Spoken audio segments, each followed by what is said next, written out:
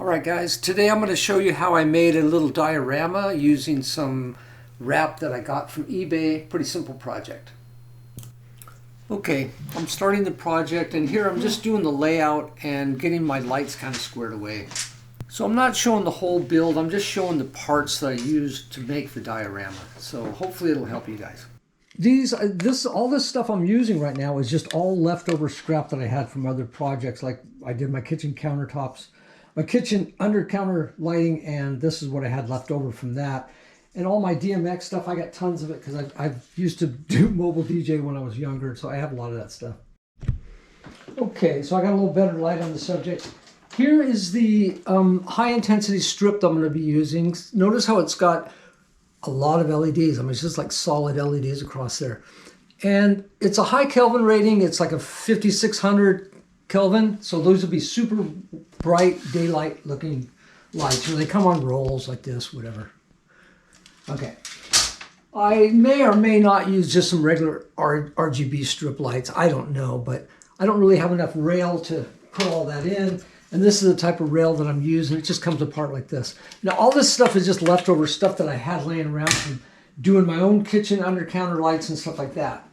So to control them, rather than use a cheap controller that I won't really be able to control that well, I'm going to go ahead and just go DMX with the thing. And I'll have 4 dimming channels with 16 channel controller. So it'll be easy. Just something I had. It'll be easier to do it this way because I've got a lot of controllers, but this will be the best one for this. Mostly for photo shoots, for photography, videography. And then I'll use my decoder, this decoder here. I've got quite a few of these. And they take the DMX signal in, and this also requires a power supply. Anyways, so I got it set up for a power supply. But I've had some older videos on this stuff, and it goes into detail about how this stuff works. But this is, for me, the best way to do it. I mean, I could use a computer, I could use different things, but this will be all compact and in, together. So that's what I'm doing so far. It's not a big thing, but I'm using a little controller that I had. It's 16 channel, but I wanted to use it because it's got 4 dimming channels, so I like that because I want to be able to dim the lights and stuff. And in order to use strip lights and singular LEDs and stuff, I just went with one of these decoders because I had a bunch of them laying around. So these are 3 channel. I installed a 4 channel, and these require 12 volts, maybe 12 to 24. I have a complete video on these things. They're pretty nice. You could use Ethernet cable or you could use DMX cable, like XLR stuff. So anyways, each one of these will give you 4 channels. Well, these will give you 3, but each of the ones that I have, of the one I have installed, because it has a red, green, blue, and a white channel, so it's an RGBW. Anyways, don't want to get so deep into the technical part of it. I use high intensity strips for the white light, and then I just use singular LEDs for, the individual lights. So I'll show you those now. This is the main light for this, and I can dim it down to wherever I want, you know what I mean? Those are the main strip lights. Next one is the blue lights. Now, if I have them low, I don't even know if you're going to see those, but if I have them low, I need to tilt my camera up. Let's see if I can get this in frame here. Sorry, guys. Okay, so if I have those low, they're just going to be like a blue kind of glow. But if I bring them up higher, let me restart the camera so I can see what's going on. All right, so as I raise the intensity, they'll eventually get enough voltage where they'll start just blinking. See how they're blinking? So it's kind of cool, I guess. Then my next channel would be, I believe, the strip up front, which is more of an amber, because the main strip lights, they're really high intensity, color temperature. They're like 5600, so they're pretty high color temperature. This is more of a yellow color. And then the last fader I'm using is for I have some additional white lights, so that kind of enhances what's already here. So I can really control the white light and control it to where, it'll just probably destroy my camera. It's so bright. But anyways, yeah, that's it. And then I've got one more light up in here, which is a chase light, which is an addressable light. And I don't even know if you can see it, but it's up in there. That's the addressable light. right there. And then what else do I have? I also have the amber light back in there on a strip. That I could put more color lights and flashing lights and stuff, but I really didn't want to do that because, you know, it's more for just showing the cars.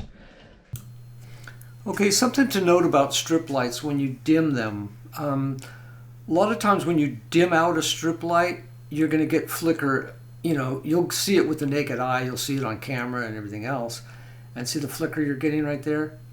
A good dimmer and a good LED driver probably won't give you very much flicker at all. You probably won't see it. But this one obviously is giving me some flicker.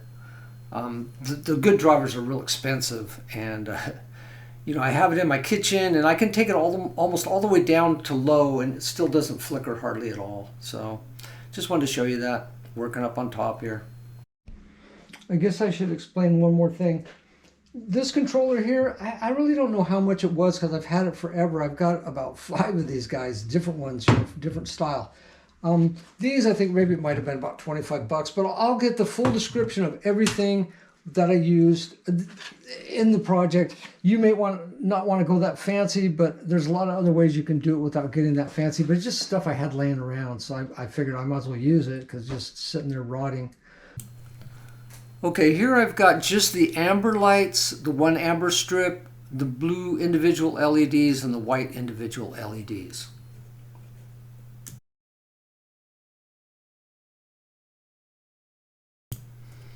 And this is what it looks like with the high-powered strip lights on. It kind of gets washed out pretty badly.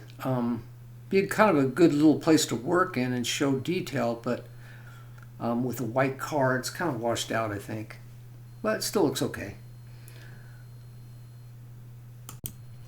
Okay, here I'm quickly wiring up the strip lights, and I'm soldering everything and shrink sleeving everything because the wires are so small, you can't really use wire nuts or Wagos.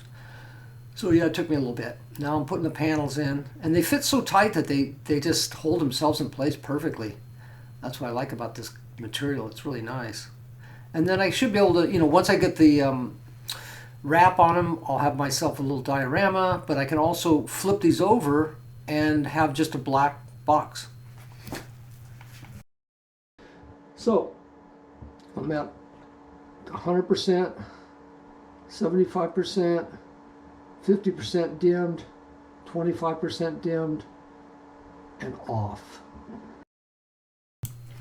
Alright guys, I'll leave a list of parts that I used on this. I think I'm going to conclude this as part 1, and I'll make a part 2 once I get it wrapped.